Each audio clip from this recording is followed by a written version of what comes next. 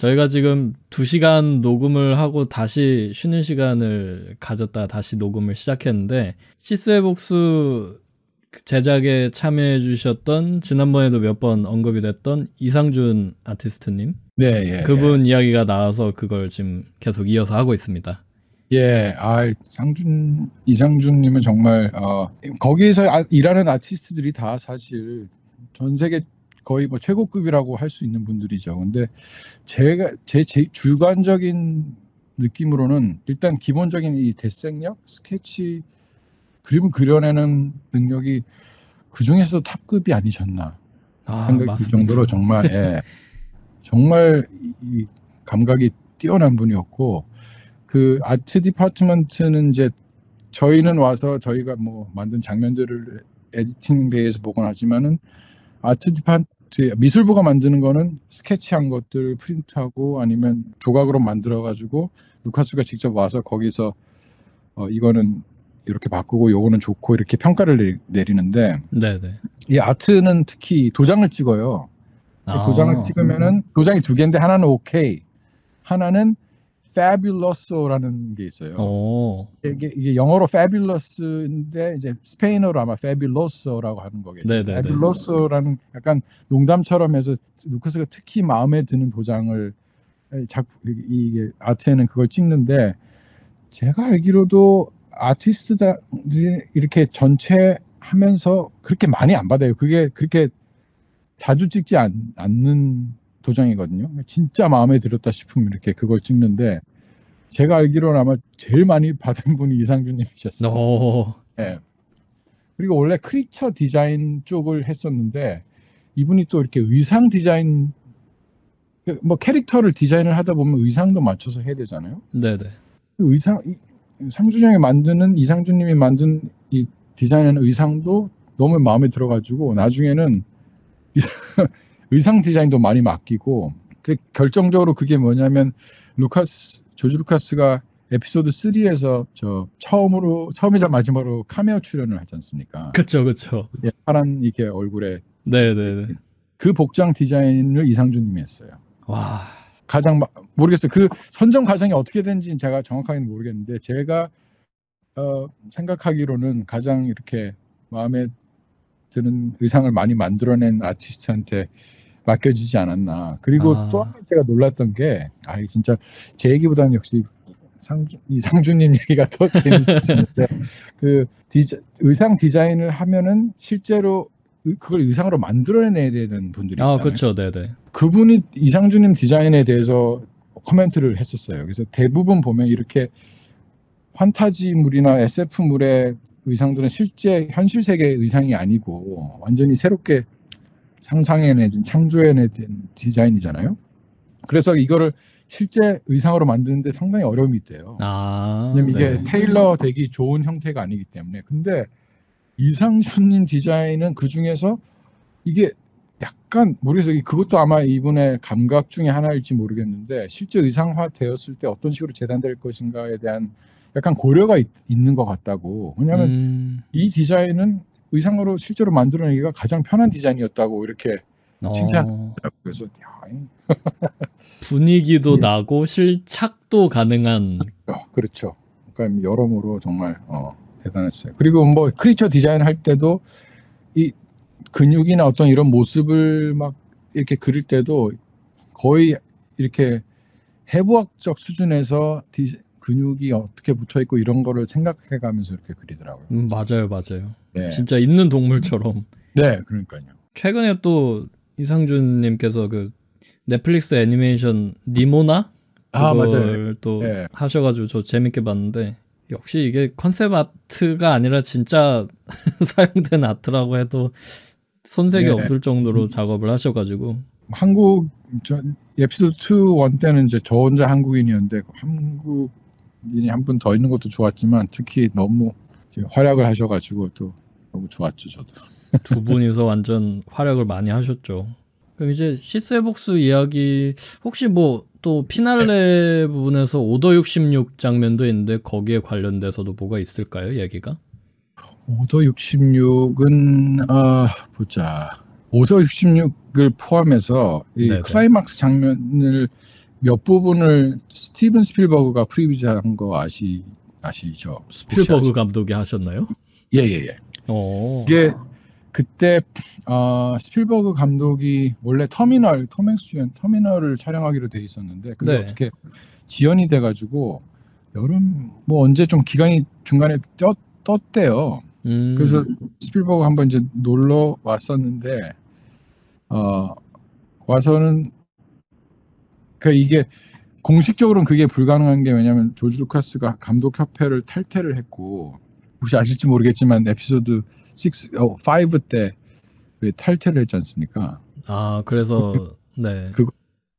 원래 이제 영화 그 당시 규정이 감독을 포함한 이제 주요 캐스트의 이름이 영화 타이틀 전에 나와야 된다는 규정이 있었는데 그거를 스타워즈는 안 했으니까 1편은 그럭저럭 봐줬는데 2편에 그렇게 해서 그 어빈 커셔너 감독이 되게 네네네. 곤란해졌다고 하더라고요. 그래서 그거에 대한 엄청난 벌금을 조지 루카스가 내고 탈퇴를 해버렸어요. 그래서 뭐 그때 제작 얘기를 들어보니까 원래 에피소드 6 제다이의 귀환 감독을 스필버그에게 맡기고 싶었는데 그게 안 됐다고. 이분은 감독조합 소속이고 루카스는 아니니까. 그래서 이 에피소드 3에서도 공식적으로는 그게 이제 크레딧에 들어가 있지는 않았는데 스티븐 스필버그가 중간에 남는 시간에 이 오더 66의 어떤 부분들이랑 아나킨과 오비원의 이 클라이막스 결투 부분을 프리뷰를 했어요. 근데 그때는 어떻게 했냐면 저희 팀장이 노트북에 필요한 에셋들을 다 담아가지고 스필버그 집에 가서 작업을 했는데 엄청 힘들었어요. 왜냐면 너무 노트북 화면 이건 느린데 스필버그는 아이디어 박스거든요. 네. 스필버그 감독 너무너무 아이디어를 많이 던지는 거예요. 못 따라가는구나.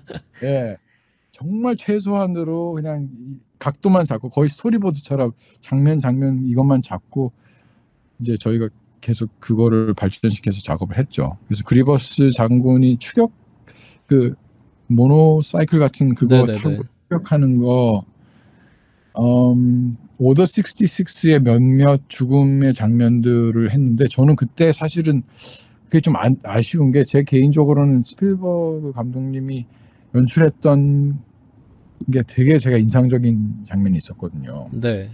이게 그것도 제가 프리뷰를 그때 완성을 해가지고 너무 좋아했었는데 그 제다이 중에 왜 머리 약간 초록색이고 여자 제다이고 베리스? 예, 제가 제 이름을 몰라서 머리가 이렇게 네네네. 머리 덩어리처럼 달려있는 외계인 있지 않습니까? 파란색? 예, 파란색이고 아일라 세큐라. 근데 재밌는 게 그거 맡은 역할했던 부분이 원래 ILM의 인턴이었다고 제가 알고 있어요. 네. 예, 원래 배우가 아닌데 좀 얼굴이 예쁜 분이었는데 네네네. 촬영을 했다가 너 그냥 그 역할을 해라고 해서 그래서 약간은 막 쓰러지고 하는 장면이 조금 어색하긴 했어요. 근데 영화 본편에서는 스필버그 감독이 연출한 부분은 맨 마지막에 이렇게 카메라가 이렇게 위로 올라가면서 2% 가려진 상태에서 맞는 그 부분만 살아남았는데 왜냐하면 너무 죽음의 장면을 그렇게 직접적으로 보여주는 것보다 이렇게 암시되는 게 더 그것만 살아남았는데 사실 영화에서는 그냥 걸어가다가 갑자기 뒤에서 쏴서 좀 어이없이 죽잖아요. 그렇죠. 네. 근데 스필버그 감독은 어떻게 이걸 연출했냐면 그런 뭐 정글 같은 행성에서 가다가 무슨 소리가 들려가지고 그 제다이가 이렇게 앉고 다들 이렇게 숨으라고 매복을 하라고 무슨 적이 있는 것 같다. 전방 향해서 이렇게 적이 있는지를 보고 있는데 바로 뒤에 클론 병사가 있어요. 말로 설명하면 그런데 스필버그 감독은 직접 스토리보드를 그리는데 그림은 진짜 한 9살이 그린 그림 같아요. 네.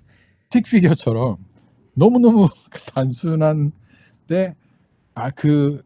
뭘 표현하려고 하는지만 딱 전달되는 수준으로 이게 그림을 받아봤는데 처음에는 이렇게 카메라가 이 제다이를 중심으로 카메라가 이렇게 싹 돌아요. 그러면은 뒤에 있는 사람이 처음에는 화면 왼쪽에 있다가 제다이를 중심으로 이렇게 쭉 돌면은 그 뒤편으로 이렇게 나오게 되는 약간 이제 거기서 뭐를 표현하면 일식이 일어나듯이 달 뒤로 이렇게 네네. 사라졌다가 이렇게 반대편으로 나온다. 그렇게 표현을 했어요. 어떻게 하냐면 다들 이렇게 쳐다보면서 혹시 저기 있나 이러고 있는데 그런 식으로 카메라가 이렇게 돌면서 반대편으로 클론 병사가 나올 때는 표정이 이제 다른 거예요. 사악한 표정이 돼 있고 Did you hear anything? 이제 이렇게 아주 사악한 표정으로 No 이러고 머리를 그러니까 그렇게 카메라가 싹 돌면서 그 사이에 클론 병사들이 변하는 거죠. 문제는 이분은 이게 9살짜리 그림처럼 사람 얼굴을 그려놨어요. 근데 클론은 헬멧을 쓰고 있으니까 없잖아요. 네. 그래서 그게 저는 또 나름 재밌는 챌린지였어요. 이게 사람이 변했다는 거 어떻게 표현을 하지? 그래가지고 이제 나름대로 러프한 애니메이션이지만 그대로 했어요. 그래서 이렇게 카메라가 돌면서 이 반대편에 있을 때는 클론 병사들도 따라서 이렇게 주변을 이렇게 감시를 해요. 네. 적이 있는지. 근데 이렇게 반대편으로 이렇게 나왔을 때는 이제 딱 그 제다이를 이제 아주 서늘하게 바라보는 이렇게 딱 굳은 채로 바라보는 거죠. 그러니까 그렇게만 해도 어느 정도 이 캐릭터가 이 사이에 바뀌었구나 이렇게 표현이 되더라고요. 근데 저는 그런 식의 어떤 되게 어떻게 보면 영화적인 연출이 사실은 조지 루카스 감독은 없었거든요. 특히 한 화면 내에서 어떤 그런 것들은 별로 없었어요. 주로 조지 루카스 감독은 이 편집 중심이다 보니까 장면이 이어지면서 어떻게 정보가 스토리가 전달되는가를 했다면 조지 루카스는 화면 내에서 이게 어떻게 미장센으로 표현되는가를 훨씬 더 신경을 많이 썼는데 저는 그 연출이 너무 좋아가지고 그래서 나중에 완성된 부분에 그거에 사용되지 않았을 때는 좀 아쉬웠죠 되게. 어떤 건 사용되고 어떤 건 사용되지 않았는데 조지 루카스가 그랬어요. 스티븐의 연출은 너무 영화적이야. 오히려? Steven is too cinematic 이러는 거였어요. 내가 속으로 그 좋은 거 아닌가? 좋은 영화가 영화적이면 좋은 거 아닌가? 근데 어떻게 보면 영화적 표현인데 그거를 계속해서 쓰면 모르겠는데 그런 문법을 이제 일반적으로 쓰지 않다가 어떤 장면에서만 사실 좀 어색하긴 하죠. 그쵸, 그래서 네. 아마 그런 스타일을 유지하기 위해서 이제 그랬던 것 같은데 하여튼 그 말이 되게 인상적이었어요. 스티븐 too cinematic. 그래서 당연히 그래야죠. 속으로만 그랬는데 하여튼 뭔가 또 친구 사이라서 더 그런 말 나왔을 수도 있을 것 같아요. 스티븐 스필버그도 조지 루카스 얘기를 되게 많이 했고 서로 얘기를 많이 했어요. 두 사람 얘기하는 거 들으면 옆에서 듣고 있으면 재밌어요. 막 촬영 어디서 하니? 호주에서 해. 그래서 호주 가는데 한 번 비행으로 가능한가? 그래서 내가 아니 호주에 직항편이 있거든요. 그래서 당연히 한 번에 가지. 그랬더니 조지 루카스가 안 된다고 하와이에서 한번 저기 연료를 넣어야 돼. 그래서 이 사람들은 자기 전용 제트기를 얘기하는 거구나. 생각하는 기준이 다르구나. 예, 완전 저 세상 얘기였어요. 그리고 너 모네 몇 개 있지 않냐? 그래서 뭐 있다고. 나도 뭐 몇 개 있는데 우리 조인트로 전시회 한번 열까? 그래서 이 빌리언 애들은 이런 대화를 나누는가? 그 뒤에서 되게 벙쪄서 들었던. 그걸 또 왜 저희가 있는 데서 얘기를 했는지 모르겠는데. 그걸 다 듣고.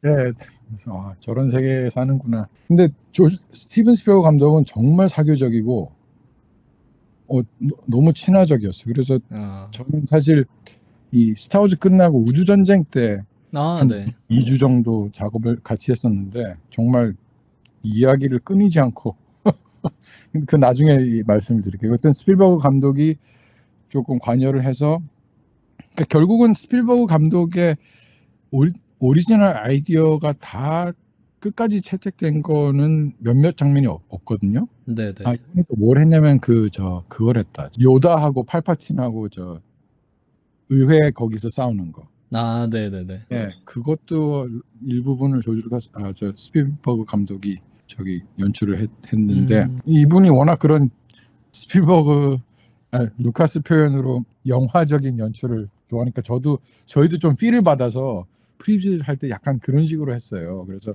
의회에서 싸울 때는 원래 거기 카메라 드로이드가 이렇게 네네.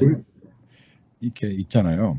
그래서 영화상에서 한 번도 등장한 적이 없는데 저희가 그때 설정상으로는 이 의회 도움에 큰 스크린이 있어서 거기에 보여준다는 거예요. 그게 한 번도 영화에 나온 적은 없는데 그런 설정이 원래 있다고 그래가지고 둘이 결투를 할 때 이 드로이드들이 의회 세션이 있나 보다 이러고 이제 나온 거예요. 그래서 중계를 하게 되는 거죠. 왜냐면 그 로턴다 그 중간에서 싸우니까 네네. 그 드로이드가 둘을 이렇게 계속 비춰주면은 거대한 화면에 상대방이 이렇게 뜨고 그래서 두 캐릭터가 한 캐릭터를 보고 있지만 두 캐릭터가 동시에 보일 수 있는 뭐 그런 너무 영화적인 장면 구성을 했는데 그런 건 이제 다 배제됐어요. 그런 거 하지 말라고. 최종 영화에서도 아마 드로이드는 나오지 않나? 드로이드가 뜬 것까지는 나왔던 것 같은데 그 드로이드가 뭘 하는지는 아마 안 나왔던 것 같아요. 네. 천장에 크게 화면이 나온다든지 그런 거는 없었던 것 같아요. 어쨌든 그렇게 조지 루카스 감독 외에 그런 식으로 뭐 연출에 있어서는 사실 뭐 진짜 영화 역사상 가장 뛰어난 감독 중에 한 분이니까 그리고 친구고 하니까 그런 조지 루카스가 제안하지 않은 그런 아이디어들 요소들도 많이 좀 들어왔고 되게 신선했어요. 어떤 면에서 그 연출대로 다 흘러가지 않은 거는 뭐 그렇지만 아마 결투를 하다가 그 무스타파 거기서 왜 암에 떨어져 가지고 강으로 흘러가면서 흘러가는 거는 조지 루카스의 아이디어였던 것 같아요. 하여튼 계속 그렇게 아이디어가 믹스가 되면서 어쨌든 단 한 사람만이 이렇게 끄는 것보다는 이렇게 다른 창의적인 인풋이 들어오니까 더 좀 연출이 풍부해지고 이랬던 것 같아요. 그리고 그리버스 장군이 마지막에 죽는 장면을 그 부분도 원래 프리비즈를 스필버그가 했었는데 이게 뭐 물론 당연히 영화에 들어가지 않을 건 저희도 알았지만 이걸 좀 해달라고 하더라고요. 그게 뭐냐면 오비원이 그리버스 장군의 이게 갑옷 이런 거 어떻게 뜯어가지고는 그 안에 있는 것들을 막 심장이고 이런 거를 뽑아서 뒤로 던지면은 카메라 앞에 툭 떨어지는 뭐 이 장면 하나 넣어달라고 하더라고요. 그래서 그걸 넣더니 그 인디아나 존스 때 2편에서 심장폭 장면 그게 너무 싫었다는 거예요. 너무 과하다니까. 그러면서 조지 루카스가 그때 이제 없었는데 내가 말이야 심장 뽑게 만든 복수라고 이거. 너도 심장 뽑는 거 넣어. 물론 이제 그대로 당연히 안 들어갔죠. 그런 식의 이제 친구 간의 티키타카를 이제 옆에서 구경할 수가 있었죠. 시스의 복수가 뭔가 이야기 마무리라서 그런 것도 있고 전체적으로 재밌는 비화가 많은 것 같아요, 영화가. 또 영화 자체도 재밌었지만 아까 말했듯이 계속 저희 작업하는 곳에 와서 같이 있으니까 대화도 많이 하게 되고 뭐 그냥 점심도 그냥 샌드위치 가져와서 거기서 먹고 뭐 저희끼리 막 잡담도 좀 꽤 하게 됐어요. 그래서 나중에는 이제 그 우주전을 구상을 할 때 이제 제다에 귀한 장면들을 좀 이렇게 참고를 한다고 이렇게 봤는데 몇몇 장면을 보니까 옛날 광학 합성 시대니까 이게 없던 우주선이 갑자기 튀어나오고 이런 게 있거든요. 이 타이파이터들이 없다가 갑자기 튀어나와서 제가 그걸 가지고 아니 이게 뭡니까? 이 말이 안 되는 거 아니냐고 막 이제 놀리듯이 막 얘기를 했죠. 그랬더니 막 옛날에 너희는 편한 줄 알라고 얼마나 힘들었 줄 아느냐. 촬영을 하고 현상된 걸로 다시 프린팅을 하면 그걸 기다리는데 뭐 며칠이 걸리고 그렇게 해서 겨우 저 정도 실수는 사람들이 볼 때 아예 눈치도 못 챈다고. 하여튼 그랬어요. 그리고 또 이제 기억에 남는 대화랄까? 그게 이제 제가 그걸 물어본 적이 있거든요. 프리퀄이 이렇게 나오니까 이 시청 순서가 어떻게 되냐고. 4, 5, 6편을 보고 이미 뭐 본 사람들은 당연히 4, 5, 6, 1, 2, 3을 보게 되겠지만 처음 보는 세대, 우리 자식들은 어떻게 봐야 되냐.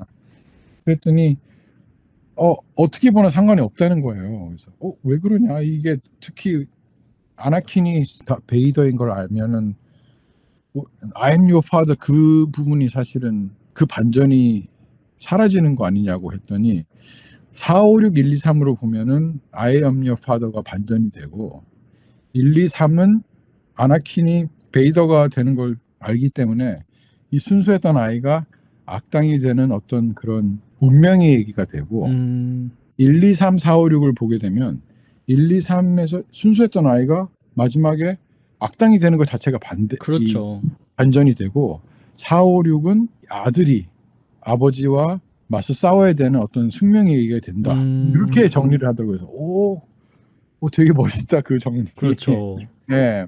왜냐면 1, 2, 3으로 입문을 한 사람들이라도 다스베이더를 아는 캐릭터는 알 거 아니에요. 그렇죠. 그러니까 완전히 그렇게 반전을 보게 되긴 힘들겠죠. 워낙 네. 다스베이더가 유명한 캐릭터이기 때문에. 근데 만약에 사전 지식 없이 본다면은 그게 말이 되겠더라고요. 그렇죠. 아나킨이라는 캐릭터가 내가 알던 그 다스베이더였다고 라는 것도 이제 반전이 될 수가 있죠. 그리고 주인공이 그렇게 흑화되는 것 자체가 사실은 그쵸. 충격적인 이야기죠. 만약에 다스베이더조차 모르고 봤다고 하더라도 하여튼 그래서 되게 어떤 이야기의 흐름이나 이런 그 철학 같은 게 되게 비상하다. 예. 그리고 이제 요즘 AI 이렇게 생성 아트가 많잖아요. 그렇죠. 이제 뭐 여느 때처럼 가수가 옆에 앉아서 이제 카메라 이쪽으로 돌려보고 이렇게 디렉션을 주고 이제 저는 하죠. 그래서 뭐 이런저런 얘기를 하다가 이제 미래는 이제 감독님이 이렇게 말로 하면은 컴퓨터가 알아서 하겠죠. 뭐 실제 이제 그런 세상 비슷하게 되어가고 있잖아요. 그렇죠.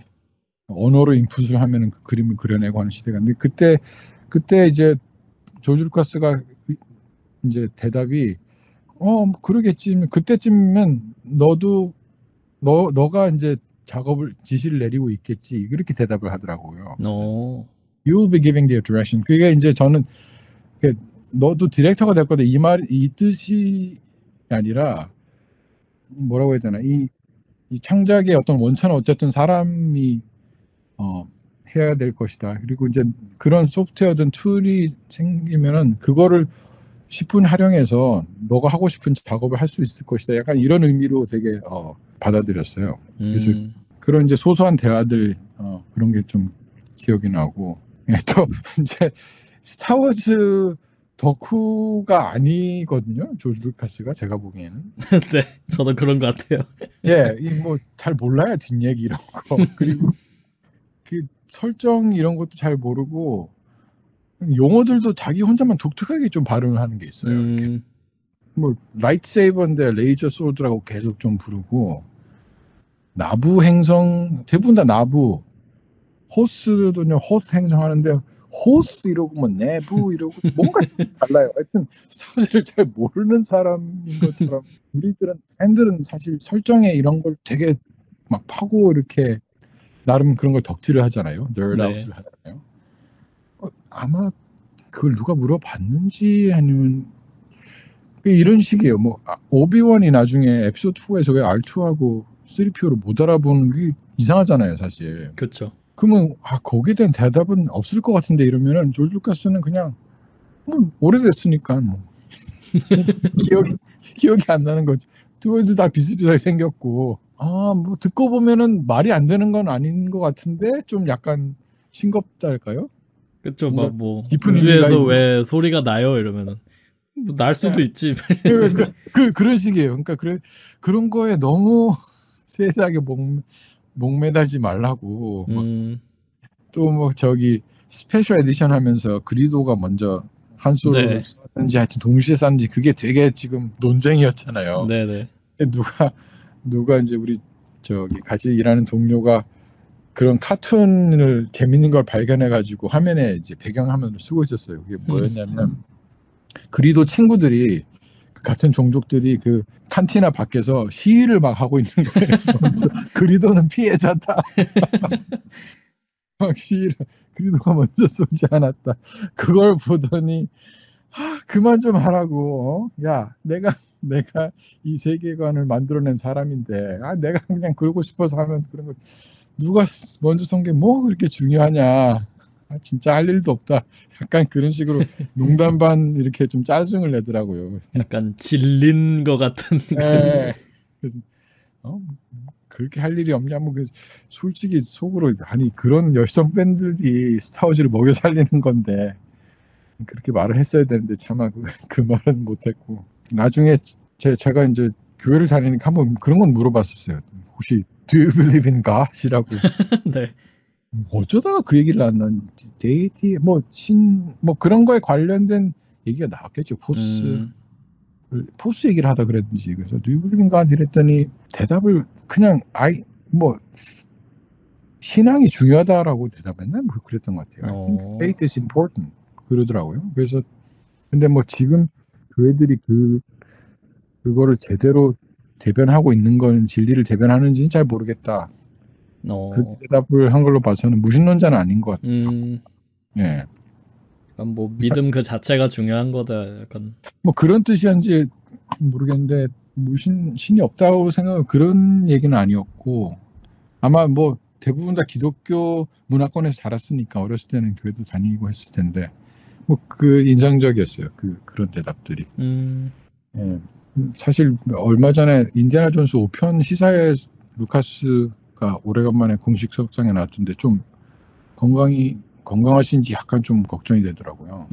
걷는데 부축을 받고 이렇게 서 있는 게 약간 좀 옆으로 기울어져 있고 그래서 연세가 뭐 많긴 한데 하여튼 계속 건강하셨으면 좋겠네요.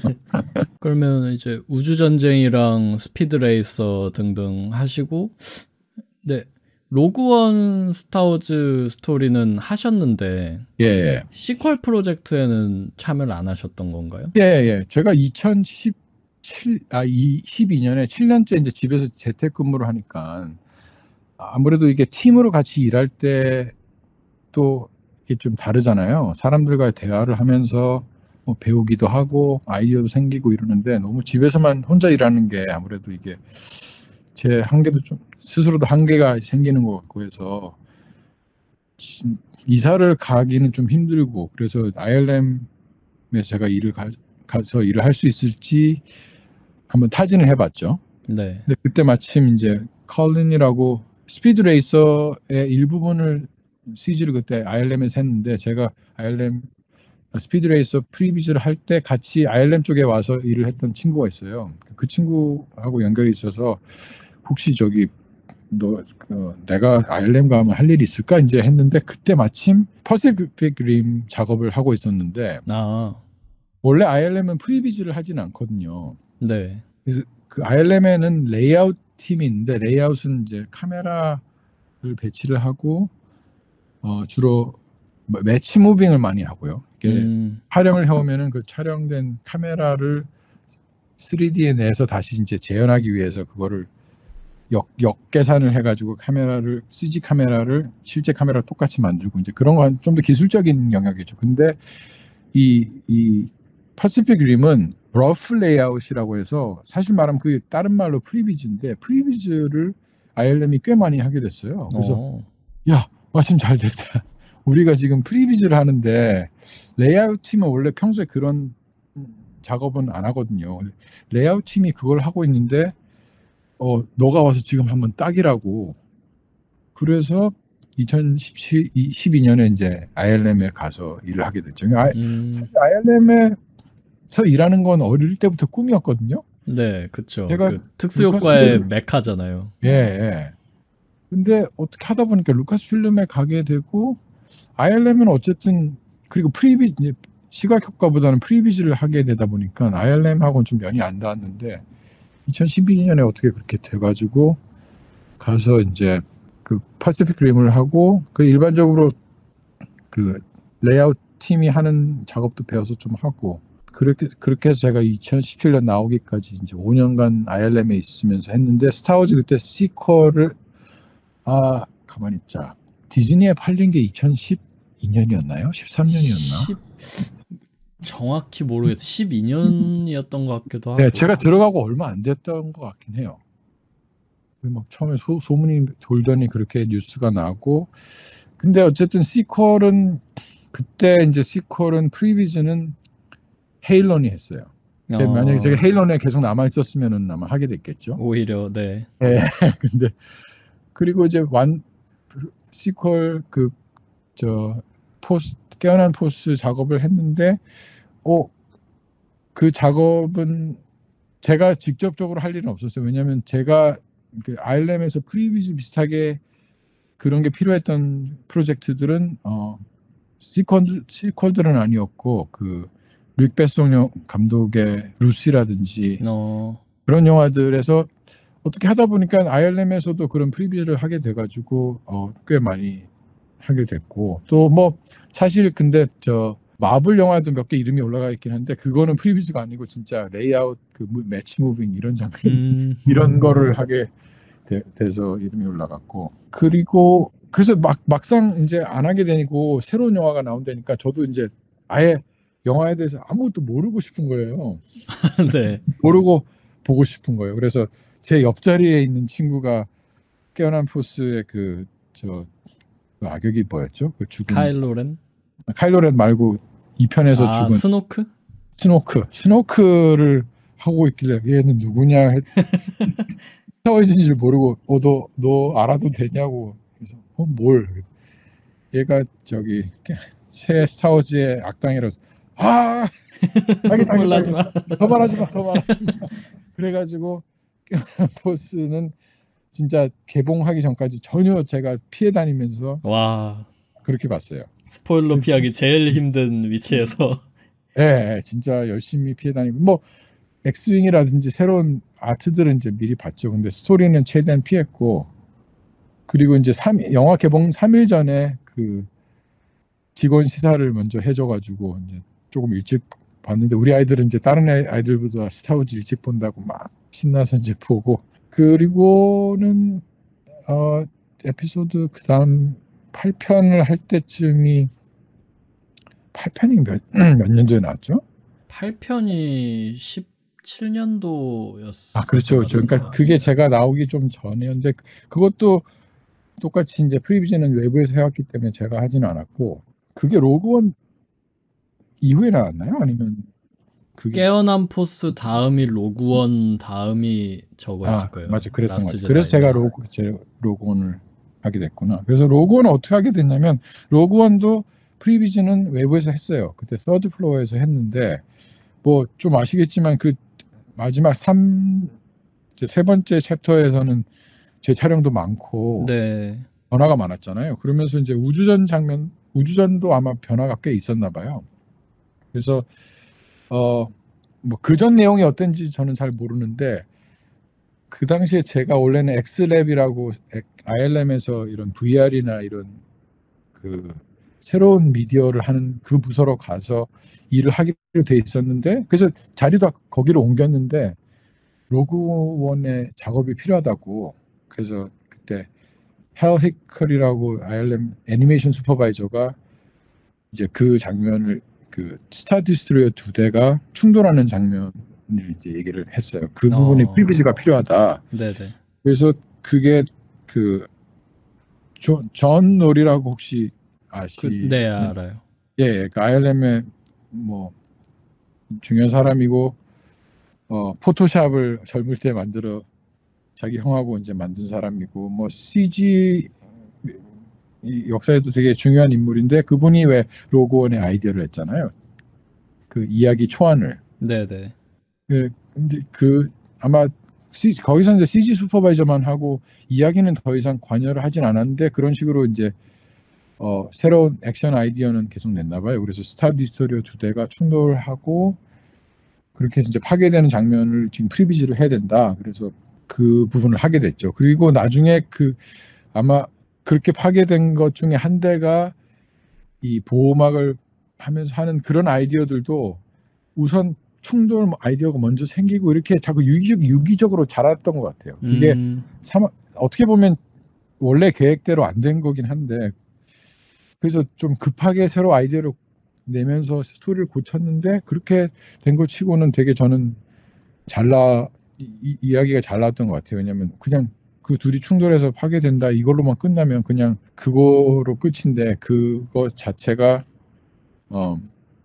안테나를 이제 해방시켜서 정보를 받을 수 있게 되고 어쨌든 스토리에 계속 녹아 들어가니까 그쵸, 네. 그게 나중에 추가된 아이디어 중으로는 되게 잘 녹아 들어갔던 것이 좋았고 제가 그 얘기를 들으니까 우선 두 대가 충돌한다는 얘기를 들으니까 와 너무 우선 제가 시퀄들은 굳이 작업을 하고 싶다는 생각이 들지 않은 것도 스타워즈는 저는 진짜 이 클래식 에라를 너무 좋아하기 때문에 네네네.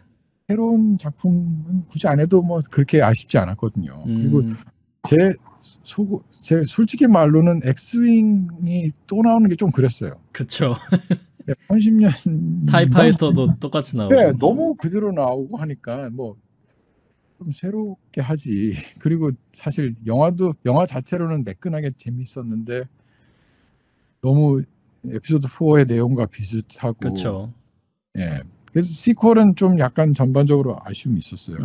연출이나 대사 이런 건 훨씬 더 세련됐는데 네네. 이야기 구조는 막 이리저리 우왕좌왕하다가 좀 이상하게 돼버린 경우. 그래서 제가 솔직히 말을 하자면 지금 좀 다른 얘기긴 한데 시퀄은 이 프리퀄을 약간 얕잡아본 느낌이에요. 제가 생각에. 많이 얕잡아봤죠. 예, 프리퀄은 사실 연출적으로 좀 거친 부분이 사실 있잖아요. 그렇죠. 대사도 그렇고 뭐 왜냐면 루카스가 그런 식으로 디테일을 신경 쓰지 않다 보니까 아무 그런 면이 있을 수밖에 없었는데 그래서 저도 제 개인적으로 아쉬운 부분이 있었고 했는데 그러다 보니까 야 저거보다 우리가 훨씬 잘 만들 수 있다 이런 자신감이 있었던 것 같아요. 이 후대 이 감독들이 그래서 이 이야기의 중요성을 되게 간과하지 않았나. 맞아요. 그렇게 해서 저도 많은 분들이 사실은 프리퀄을 재평가하게 된 것도 시퀄이 나오면서 였는데 저도 좀 그런 면이 있어요. 이야기를 이렇게 큰 이야기를 짜내는 게 이게 되게 중요한 거구나. 그리고 프리퀄의 이야기가 되게 잘 짜여진 이야기였구나. 역체감을 또 시켜줬던. 네, 진짜. 그래서 참 그런 면에서 아쉬웠는데 로그원은 시퀄하고도 분리되어 있고 진짜 제가 가장 좋아하는 제일 좋아하시는 영화의 클래식 에라의 그러니까 너무 신났죠. 스타디스트로의 두 대가 충돌한다니까 바로 머릿속에서 바로 그 장면이 떠오르는 게 한 대가 한 대를 반으로 가르는 거였어요. 이게 스타디스트로가 사실 이렇게 칼날 화살촉이나 혈끝처럼 생겼잖아요. 그래서 야 이거는 한 대가 한 대를 썰어야 된다. 그래서 그 전체를 하고 이것도 약간 마찬가지로 Y윙들이 이온 공격을 해서 한 대를 더 이상 동작 못하게 무력화시키고 우주선 한 대가 옆을 밀어가지고 충돌을 시킨다. 그 이제 디스크립션이 있었는데 약간 이제 제가 작은 스타워즈 단편을 연출한다는 약간 느낌으로 그런 세세한 디테일들을 막 넣기 시작을 했죠. 그래서 이 Y윙들이 원래는 한 이온 폭격을 한 두세 번을 하면서 왜냐면 Y윙들이 쏘는 걸로 한 번에 너무 무력화되면 좀 약간 이게 아닌 것 같아서 그 에피소드 5의 이온 캐논보다 훨씬 약한 걸 테니까 그래서 나중에 이제 대수를 좀 많이 늘려가지고 한 번 폭격에 이렇게 무력화시킨 걸로 되고 급박한 상황이잖아요. 그래서 그런 급박함을 좀 더 표현하는 차원에서 이 우주선도 원래 바로 그냥 멈춰있는 우주선이니까 그냥 바로 가서 이렇게 도킹을 해가지고 밀기 시작하면 되는데 일부러 이렇게 옆으로 이렇게 충돌을 해서는 미끄러져서 끝에 이렇게 코너에 걸리고 뭔가 이렇게 거친 모먼트들을 좀 더 집어넣었어요. 그런 식으로 해서 지금 너무 상황이 급하니까 절실한 상황이다. 그래서 밀어붙이면서 이 우주선 자체가 최대 출력을 내니까 막 이렇게 찌그러져서 들어가고 막 이러는 것들 그런 게 보면 약간 이제 그 영화적 표현의 디테일인데 어. 그걸 최대한 막 제가 막 넣었죠. 그래서 하여튼 그런 식으로 그때 감독은 영국에 있었나? 계속 후반 촬영을 재촬영들을 하고 있었고, 그래서 저희 작업하는 샌프란시스코에 있지는 않았는데 하여튼 그래서 작업물들을 보여줘서 오케이를 받고 이제 그래서 그 부분을 했죠. 그래서 캐릭터 애니메이션은 정말 시간이 많이 걸리거든요. 이게 네네. 정말 자연스러운 캐릭터 애니메이션. 그리고 저희가 캐릭터 애니메이션 하면 정말 뻣뻣하게 그냥 하는 수준으로 하기 때문에 빨리 해야 되기 때문에. 근데 우주선은 일단 동작 자체는 단순한 편이니까 저희가 이렇게 프리뷰즈를 한 거가 그냥 바로 파이널 애니메이션이 됐어요. 저는 원래는 애니메이터들이 다시 테이크오버를 해가지고는 다시 한번 할 줄 알았는데 우선 너무 시간이 없었고 네. 예, 지금 변화가 많으면서 아일랜드 너무 일이 많아가지고 그리고 보니까 이거 조금만 여기서만 좀 느리게 하고 이렇게 빨리 하고 하면 되겠다고 해서 애니메이션 한 그대로 들어갔고 그래서 이제 어떻게 보면 제가 직접 애니메이션 한 것들이 화면에 직접 나온 경우는 프리퀄에는 없었거든요. 다 ILM 애니메이터들의 손을 거쳐서 하이 퀄리티로 이제 업그레이드 돼서 나왔는데 로그원에서 나오는 그 장면들과 몇몇 엑스윙 타이 파이터 장면들은 제가 처음부터 끝까지 카메라와 이제 애니메이션을 다 해서 그게 진짜 제 꿈의 실현이었죠. 소원을 거의 성취하신 그 급이네. 네, 성덕의 그러니까요.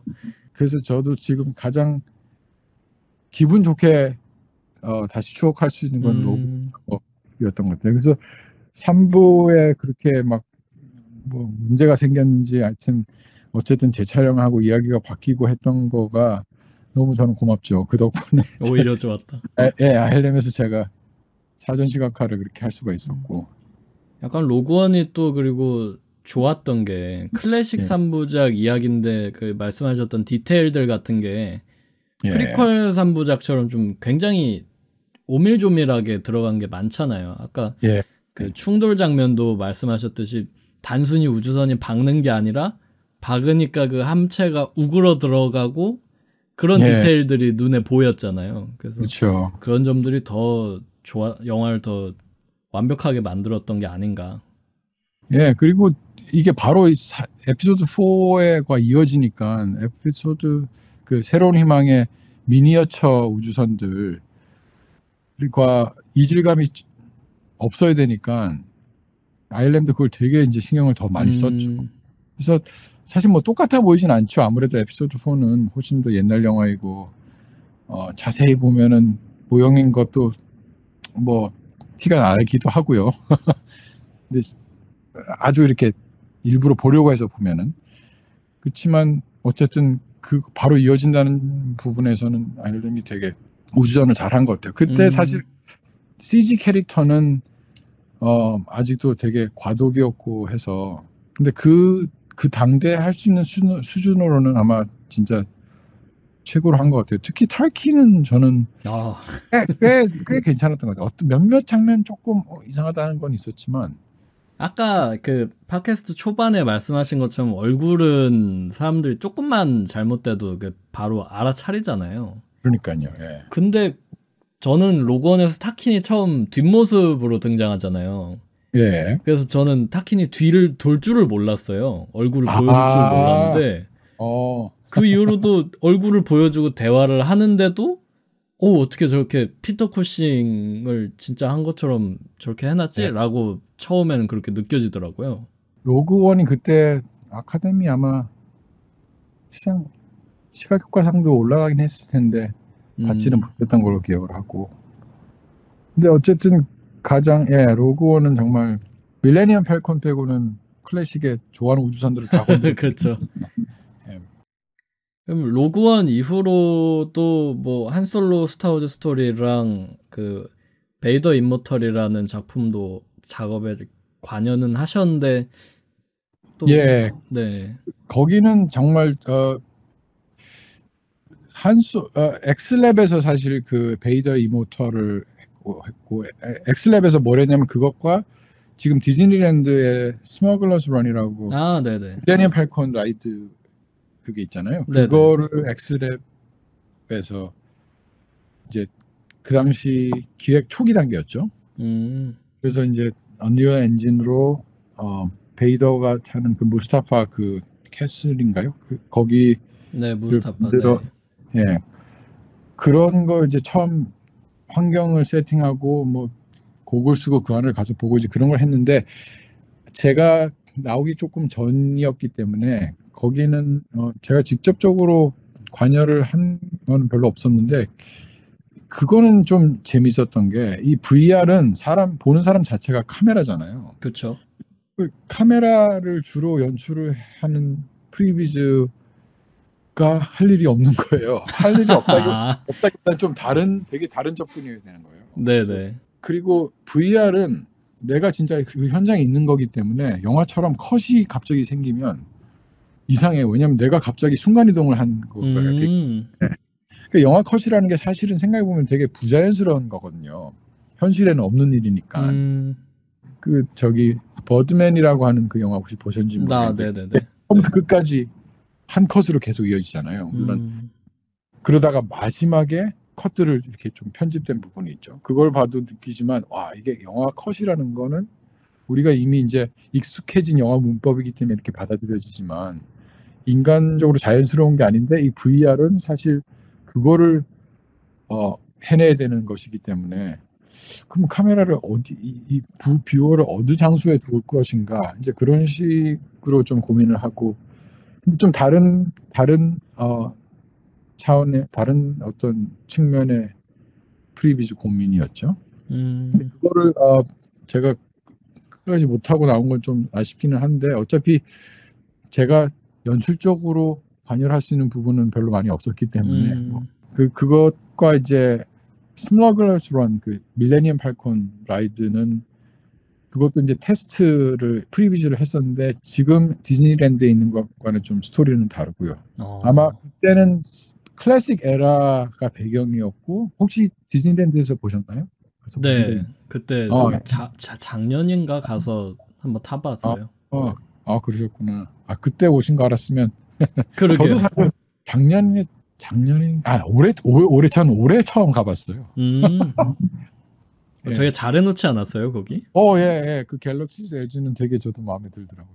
저는 코카콜라에서 너무 반해가지고 지금 제 책상에 딱 그거 하나 있습니다. 코카콜라. 네. Thermal Detonator. 예. 하여튼 제가 처음 프리뷰즈를 했을 때는 일단 배경이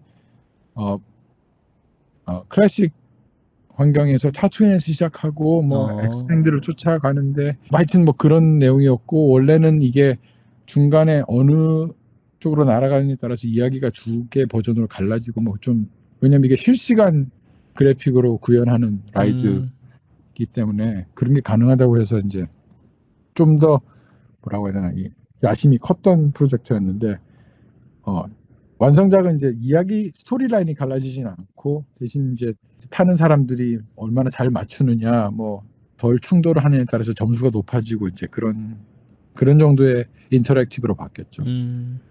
예. 근데 엑스랩도 여러 가지 이 시도하는 것들이 되게 재밌었던 게 그때 언리얼 엔진도 적극적으로 사용하면서 실시간 그래픽 지금 이제 우리가 저도 지금 일하는 곳에서는 언리얼 엔진을 쓰고 있는데 그래서 포트나이트 이제 그 게임에 관련된 콘텐츠를 만들고 있는데 루카스 필름에서 또 그거를 되게 활발하게 그거를 리서치를 했었고 사실은 그때 ILM의 CTO가 아니었나 슈퍼바이저로 했던 킴 르버리라는 사람이 지금 현재 에픽 게임즈에서 언리얼 엔진 CTO로 일을 하고 있죠. 그쪽 리얼타임 그래픽을 되게 열심히 그분이 이제 매트릭스 시각 효과하고 스피드 레이서도 하고 했었는데 어느 때부터인가 이 영화는 좀 새로 할 게 없다, 재미가 없다 막 계속 그런 얘기를 하더니 실시간 리얼타임 그래픽을 열심히 하고 결국 지금 언리얼 엔진 쪽에서 하고 있고 사실 그 기술이 만달로리안에서도 사용이 됐죠. 그쵸. 그 볼륨해서 바로 화면이 그 배우들 앞에 뿌려지고 그래서 카메라로 바로 촬영이 다 되는 것도 예전에는 에피소드 1 작업하실 때는 눕기 딴다 그러죠. 저 예. 3PO를 그렇게 눕기를 따셨는데 요즘에는 아예 배경을 그렇게 리얼타임으로 하는 걸 보면 약간 기술의 발달이 어떻게 느껴지세요? 저는 사실 그게 사실 그런 식의 볼륨을 상상을 해본 적이 있는 게 네.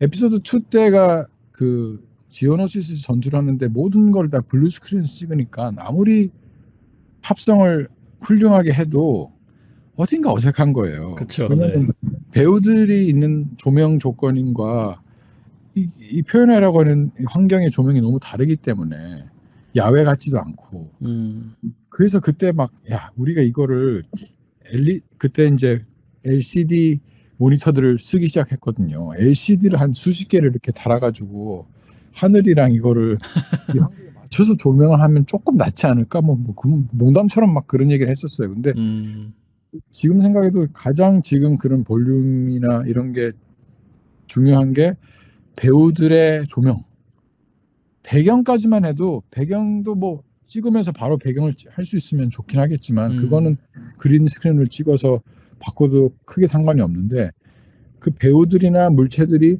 그 환경 하에 있는 것처럼 보이려면 촬영할 때 같은 혹은 최대한 비슷한 조명 조건이 있어야 되거든요. 그게 좀 부족했던 게 저는 프리퀄 VFX에서 좀 아쉬운 부분이었어요. 사실 뭐 새로운 희망이나 제국의 역습 다 보면 다 현장에서 촬영을 했잖아요. 그렇죠. 블루 스크린에서 찍은 것들은 뭐 콕핏 안에서 찍은 그 정도. 콕핏 앞에서 이제 밖에 우주가 나와야 되니까 그런 건 아무래도 좀 튀기도 하고. 그래서 스튜디오에 세트를 짓거나 튀니지 막 사막에 가서 직접 찍고 막 노르웨이드 가서 서로 진짜 눈보라 해서 찍고 이렇기 때문에 훨씬 더 그런 현장감이 있는데 안에서 프리퀄은 이제 너무 다 디지털 이제 이펙트로 하다 보니까 그런 면에서 이제 아쉬움이 있었는데 그거를 아주 훌륭하게 보완해 주는 게 이런 시간 그래픽과 거대한 디스플레이 이제 기술들이 그런 걸 가능해 주죠. 뭐 엑스랩에서는 사실 그렇게 많은 일을 못했고 또 하려고 하는데 또 이제 그때 한솔로 단독 무비에서 프리뷰가 필요하다고 해가지고 또 차출이 됐어요.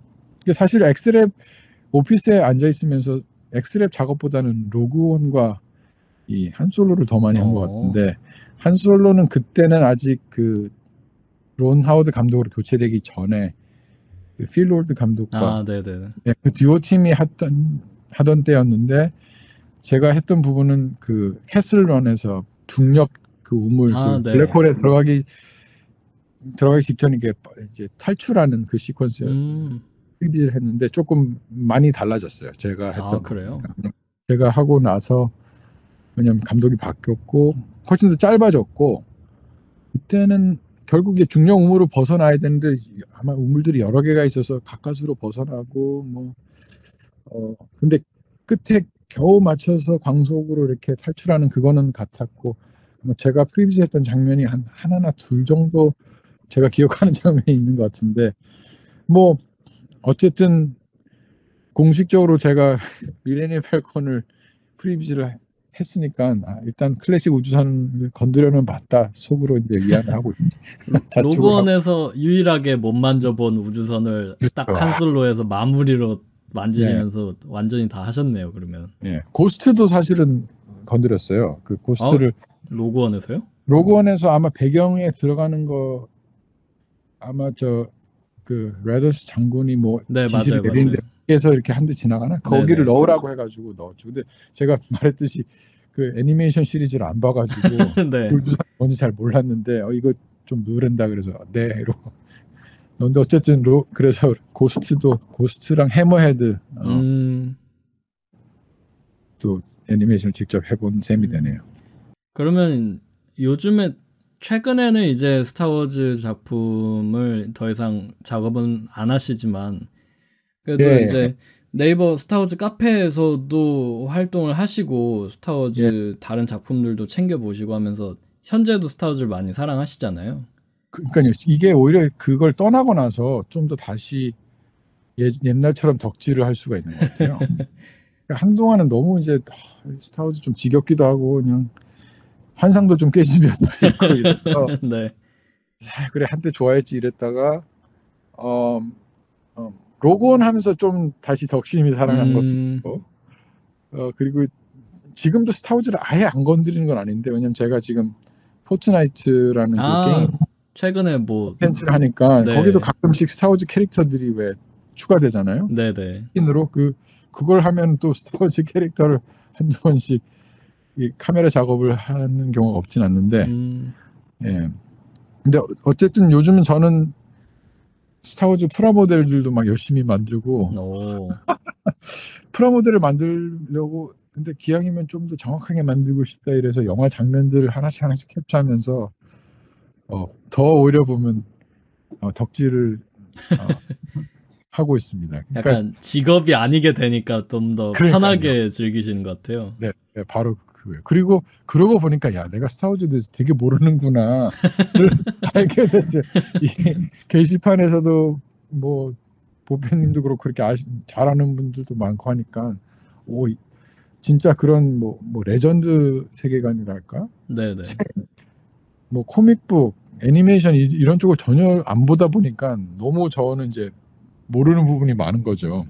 근데 이게 알면 알수록 더 모르는 부분이 드러나는 것 같아요.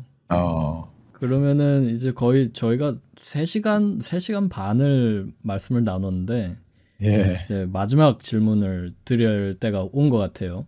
네네네. 이제 팟캐스트를 듣고 있을 스타워즈를 좋아하는 팬들이나 아니면은 관련 직종 후배들이 계실 수도 있잖아요. 네네네. 그분들한테 약간 해주고 싶은 말씀이나 조언 같은 게 있을까요? 뭐 제가 처음에 이제 루카스필름을 가게 됐을 때 이를 생각을 하게 되면 그 당시 뭐 그게 20세기 말이죠. 99년 그때만 해도 사실 스타워즈나 이 헐리우드의 우리 한국에서 느끼는 위상은 정말 좀 달랐죠. 스타워즈 자체는 한국에서 그렇게 인기가 있지는 않더라도 유명하니까 대부분 다 알고 그래서 만약에 한국에서 CG를 하던 뭐 영화를 하던 그렇게 하다가 미국에 와서 스타워즈를 작업을 하게 된다는 것에 대한 어떤 좀 의미가 상당히 크긴 했었죠. 그때는. 근데 제가 요즘 느끼는 건데 오케이. 스타워즈 작품 자체에 대한 매력으로 하고 싶다는 것과 해외에 나가서 스타워즈 같은 작품에 참여하고 싶다. 이 두 가지는 약간 분리된 이야기 같아요. 내가 만약 팬이라서 하고 싶다.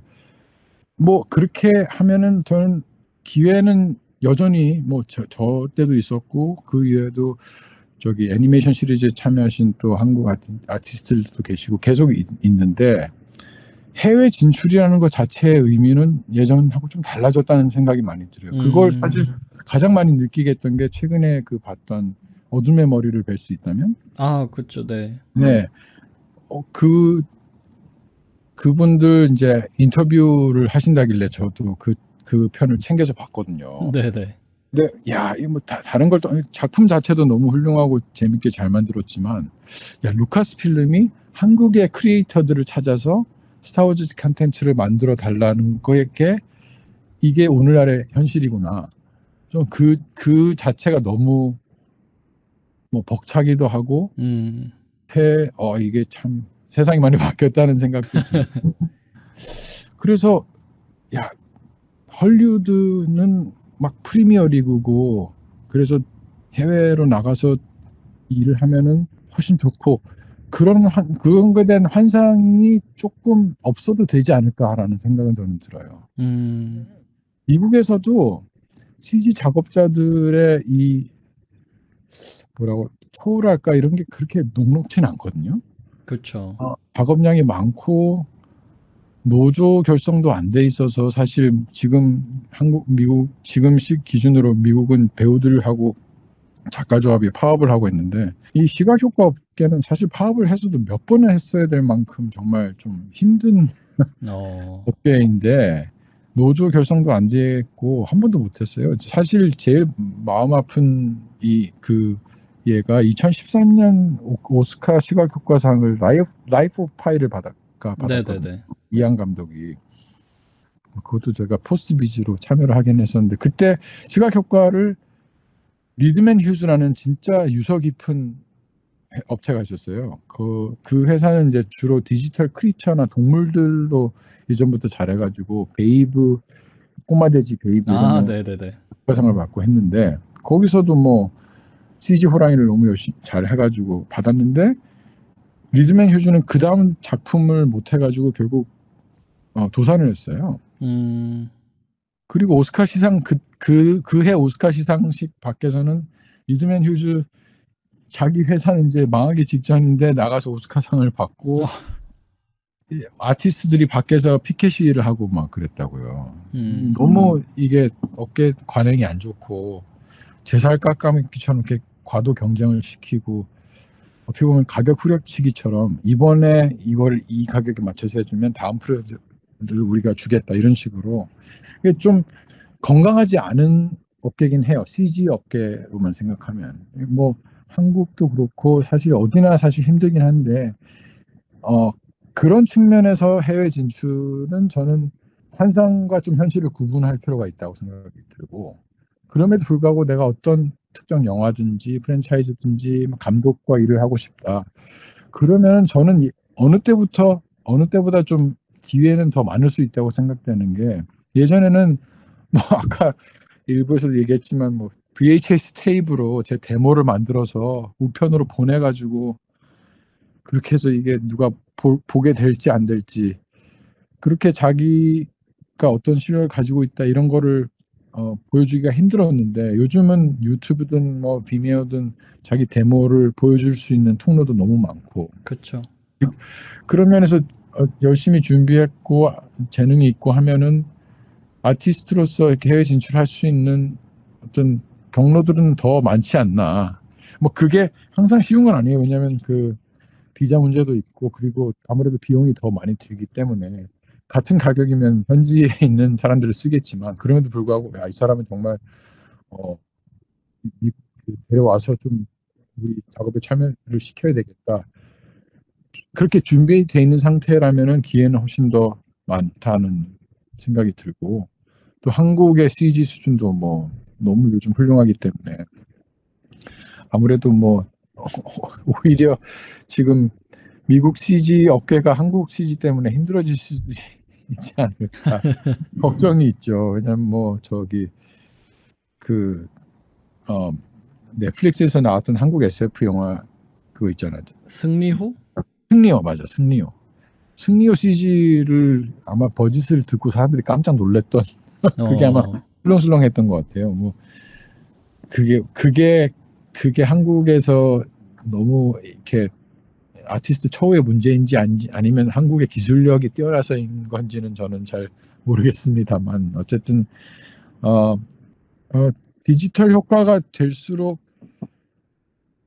참여할 수 있는 길들은 많아지고 근데 한 가지 아쉬운 점은 제가 동경했던 아날로그 시대 때는 시각 효과는 영화 제작 부서 중에 한 부서였어요. 스태프처럼. 물론 지금도 이름이 뜰 때 스태프 중에 하나로 뜨긴 하지만 워낙 이게 규모가 커지고 이 전체가 하나의 공장처럼 돌아간다고 할까요? VFX 벤더가 일을 따오면 우리는 이제 그거를 사실적으로 만들어내는 거를 하죠. 물론 그 과정에서 아티스트의 역량과 창의적인 이런 것들이 들어가긴 하지만 어떻게 보면 영화 연출이 되고 촬영이 되고 하는 부분에 직접 관여하는 부분은 훨씬 더 적어진 느낌? 그래서 좀 외주 업체 같은 느낌이 사실은 있어요. 이건 디지털 효과로 바뀌면서 전환되면서 좀 생긴 건데 그래서 영화 크레딧에 이름이 올라가고 내가 저기 참여했다는 자부심은 같지만 어떻게 보면 팀이 더 작고 그래서 할 수 있는 일은 적었지만 그래서 더 고민해서 장면들을 짜고 포커스를 하고 감독과 직접 교류도 많고 그랬던 예전과는 좀 다른 면들도 있죠. 제가 그런 면에서 보자면 사실 사전 시각화 작업은 운이 좋은 케이스라는 게 뭐 그런 거대한 프로세스보다는 여전히 감독과 좀 더 가까운 곳에서 되게 회전율이 빠른 창의적인 작업을 해야 되기 때문에 감독들과의 교류들도 좀 많고 그런 면에서 사전 시각화는 저는 되게 좋아하는 작업이고 자기가 이런 스토리텔링 능력과 연출력이 있다면은 그런 것들을 열심히 만들어 보시되 그런 건 있어요. 프리비즈 아티스트를 고용할 때 저희가 데모 테이블 보는데 프리비즈 테이블이라는 거는 사실 많이 없어요.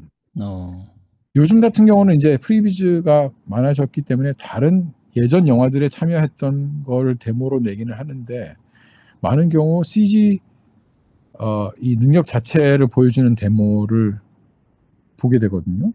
근데 그거를 하면서 그냥 단순히 뭐 모델링을 잘했다, 라이팅을 잘했다 이거보다는 어떤 스토리를 그 안에서 조금이라도 녹여냈다, 그 장면을 연출할 수 있다 이런 것들을 저희가 캐치를 해가지고 쟤는 장면을 만드는 것도 잘하겠다, 연출도 할 수 있겠다, 카메라 연출도 할 수 있겠다 이제 그런 사람들을 뽑게 되죠. 그래서 그냥 일반적인 영화 문법이나 연출 방법, 심지어는 CG 단편이라든지 아니면 그냥 일반적인 단편도 그렇게 해서 내가 이 시각적으로 스토리를 만들 수 있는 능력이 있다는 거를 보여줄 수 있을수록 사전 시각과 프리비즈를 하기가 좋을 것 같아요. 제가 이야기가 조금 흘렀는데 어쨌든 이 해외 진출에 대한 어떤 환상보다는 너무나 이 세계 무대에서 위상이 높아진 이 한국의 이 콘텐츠 생산 제작 이 능력과 그런 것들에 대한 자부심이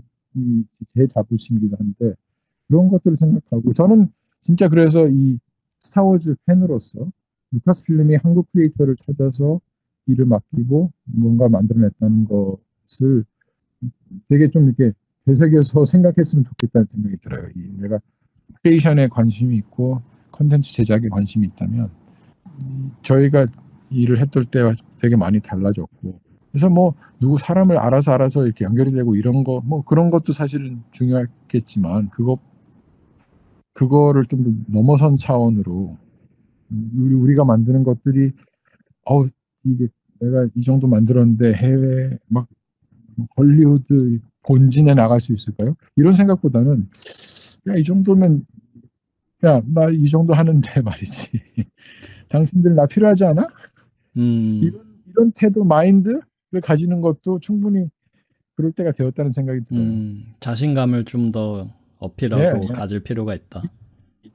사실 이거 제 얘기이기도 한데 한국이 이만큼의 어떤 국제적인 존재감이나 또 문화적인 존재감이 적었을 때는 좀 움츠러드는 게 있었어요, 사실은. 뭐 이렇게 해도 되나? 뭐 이렇게 해도 받아들여질까? Is it good enough? 그런 거 있잖아요, 자문. 네네. 근데 그게 어떻게 보면 제가 자라온 80년대, 90년대의 한국의 위상 혹은 우리가 스스로 자각하는 한국의 위상 때문에 좀 너무 내재되었던 움츠러듦이 아니었을까. 우리가 생각하는 것보다 우리는 훨씬 더 뛰어나고 능력이 있고 그렇구나라는 거를 요즘 특히 더 많이 느끼게 되다 보니까 그냥 스타워즈 뭐 잡 오프닝 있으면은 막 보내세요. 물론 이제 영어를 잘할수록 좋기는 해요. 영어 소통 능력이 좋아야지 사실은 한데 만약에 정말 너무 이게 포트폴리오가 훌륭하다 이러면은 영어는 일단 둘째 문제고 야, 와서 우리랑 좀 얘기해 보자. 그렇게 연락이 올 수 있을 거라고 저는 생각해요, 진짜. 네. 그러면은 정말 너무 훌륭하신 조언으로 이번 역대 최장 녹음 길이가 아닌가. 거의 4시간을 저희가 죄송합니다. 녹음했는데. 아재가 되면 이렇게 말이 많아지. 오히려 저희는 들을 게 많으면 좋죠. 파트야 뭐 1, 2, 3으로 나누면 되고 그러니까 오늘 너무 정말 어디 가서 듣지도 못하는 그런 이야기들 많이 해주셔서 정말 감사드리고요. 감사합니다. 정말 오래간만에 스타워즈로 이렇게 썰을 풀게 돼가지고. 네, 그러면 오늘의 백캐스트 여기까지 하도록 하겠습니다. 감사합니다. 네, 감사합니다.